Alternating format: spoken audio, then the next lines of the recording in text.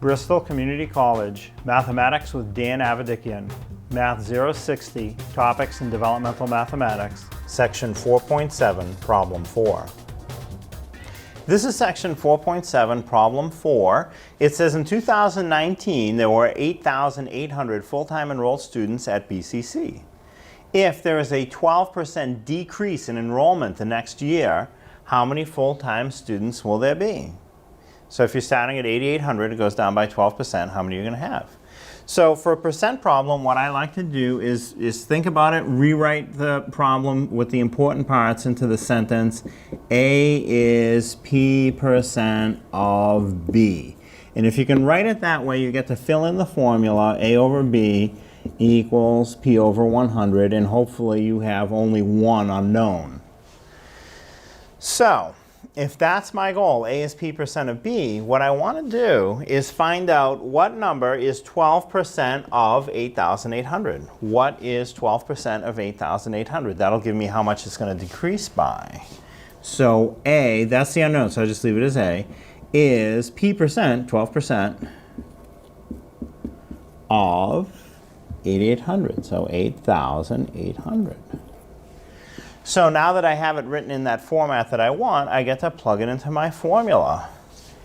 A, well that's the unknown, so I'll just leave it as A, is, the equal is P%. So the P is 12, and the percent, I just automatically make it a 100 in the denominator, of B, so B is the number at the end of my sentence, 8,800. And fortunately, I have only one unknown, so I can solve that. So I'm going to cross multiply. A times 100 is 100A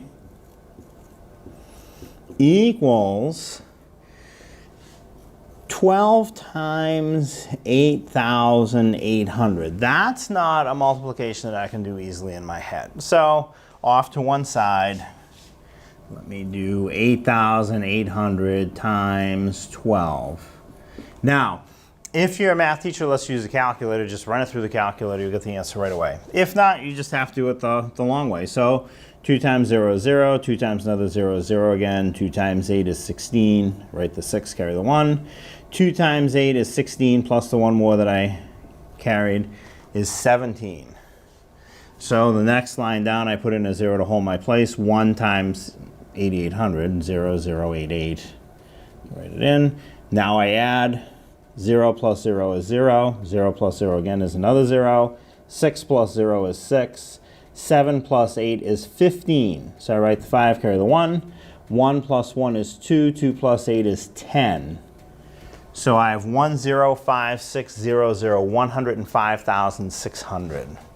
So 100A equals 105,600. That's a big number, but the division will be very easy. So again, I want A, what A equals, not 100A. I want to divide away the 100. So A equals 105,600 over 100.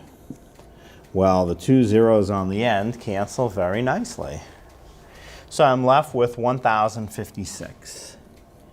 A is 1,056. Now, the thing is, that's not the answer. That's the right number so far, but that doesn't answer what the question is asking. So what we've answered, the enrollment has gone down by 12%, so it's gone down by 1,056 students. But the question doesn't ask how much did the enrollment go down. It says how many full-time students will there be. So if we're starting with 8,800 students in one particular year, and then the next year you have 1,056 students fewer, you have to subtract that. Again, if you can use your calculator, just subtract it on the calculator. If you can't, it's not the end of the world. Because of the zeros, I have to borrow. So this 8 gets crossed off, make it a 7. This 0, I put a 1 in front, make it a 10. I cross it off right away, make it a 9.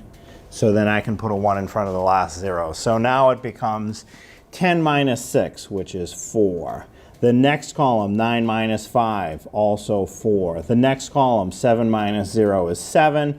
And the last column, 8 minus 1, is another 7.